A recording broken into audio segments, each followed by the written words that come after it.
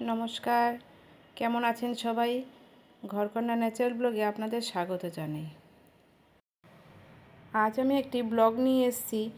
আমাদের দৈনন্দিন জীবনে সবকারই রোজকার রুটিন থাকে। সেই রুটিনে এই যার যার মতো করে যেভাবে একটু কাজকর্ম করি আমরা। আজ আবার আমার মেয়ে বায়না ধরেছে, ওকে একটু মাংস খাওয়াতে হবে। অনেক দিন শরীরটা ভালো ছিল না, তো আমি মাংস টাংস আনিনি ঘরে। এবার ও খুব বায়না করলো, ওর বাবা গিয়ে সকালবেলা মাংস নিয়ে আসলো।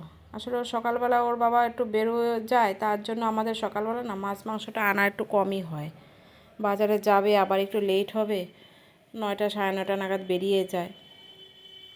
কি করব বলুন, যার যেরকম রুটিন। আমাদের ওই বৃহস্পতিবার ওর বাবার একটু ছুটি থাকে, সেই দিন করে এগুলি আসা ঘরে। কিন্তু ওর বাবা মেয়ে এত বায়না করেছে, ওর বাবা না গিয়ে আর পারলো না। বলছে ঠিক আছে, একটু পাতলা করে ওকে করে দাও, ও যখন বারবার বায়না করছে। তাই আমি ভাবলাম ঠিক আছে, করে দেব। ওর বাবা একটু বাজারে চলে গেল।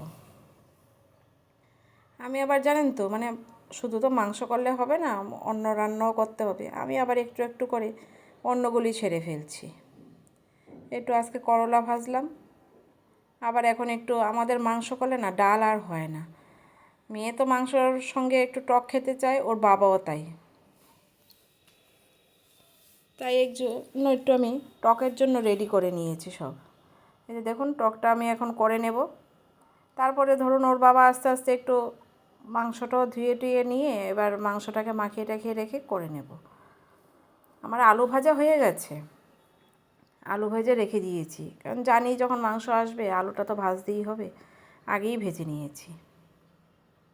এবার টকটা হয়ে গেল, এবার মাংস এনে ধুয়ে আবার এই টক টক করতে করতে আমি, ধরুন ঘরে তো অনেক রকমই কাজ থাকে, ঘর ঝাড় মোছা, ঠাকুর আছে, ঠাকুরের বাসন ধোয়া, বিভিন্ন রকমের যার যার নিত্য কাজ থাকে। ওইগুলিও ফাঁকে ফুঁকে সারতে হচ্ছে। ওর বাবা এদিক দিয়ে মাংস টাংস নিয়ে আসলো, হ্যাঁ, ধুয়ে টুয়ে এবার রেডি করে রেখে দিলাম মাখিয়ে টাখিয়ে।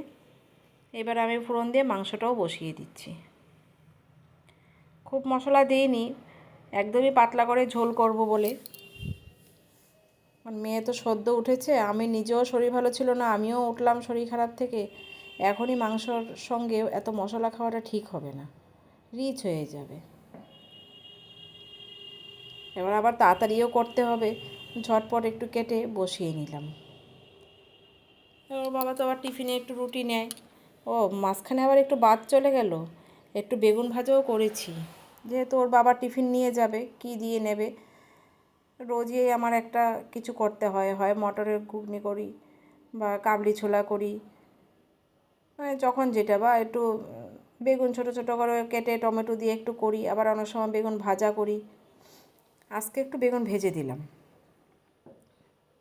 এবার যেরকম যখন যেটা ফল থাকে একটু পাশে ফলও দিই।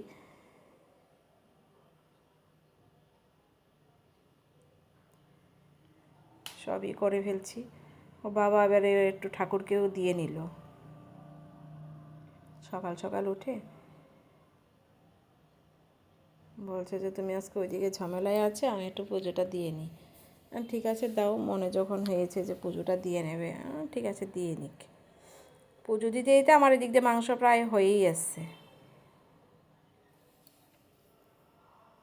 আর কি বলুন তো, মেয়ে একটু কষা মাংস খেতে ভালোবাসে, তো ভাবলাম যে মেয়ের জন্য এক পিস একটু রাখি। আর বেশি রাখতে গেলেও তো মশলাটা ডাইরেক্ট পড়ে যাবে, তার জন্য বেশি রাখতেও পারিনি। ওই ছোটো ছোটো দেখে 2 পিস রাখলাম। বললাম ঠিক আছে, ও এসে খাবে। ও আবার জানেন তো ঘরে নেই, ও জানেও না ঘরে যে মাংস এসেছে। ও বড়দের কাছে গেছে, ওখানে একটু ম্যাথ করতে গেছে। ওর বড় যে তো ম্যাথের টিচার, ও ম্যাথ করতে গেছে বড়দের কাছে। ভাবলাম বাড়িতেই যখন আছে, কেন আমি বাইরে আরেকজনের কাছে দেব। ঘর থেকে যতটা শেখা যায়, বাইরে গিয়ে কি আর সেটা শেখা যাবে? সেটা পারা যাবে না। যতটা ঘরে বুঝতে পারবে ততটা তো আর বাইরে পারবে না, ম্যাথের ব্যাপার।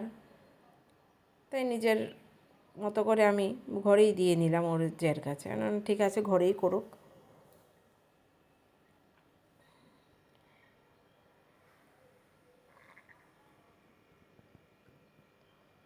এবার মেয়ে তো বায়না করে ঠিকই, কিন্তু সবসময় তো সব জিনিস আনা হয় না। কারণ আনা হয় না ওর জন্যই আরও বিশেষ করে, কারণ শরীর টরীরটাও ভালো নেই তো। আমারও মাত্র উঠেছি সদ্য অসুস্থতা থেকে।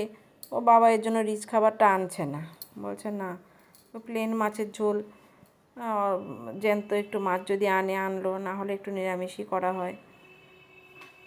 এই দেখুন, আমি আবার করে ওর বাবাকে তাড়াতাড়ি করে দিয়েও নিলাম খাবারটা।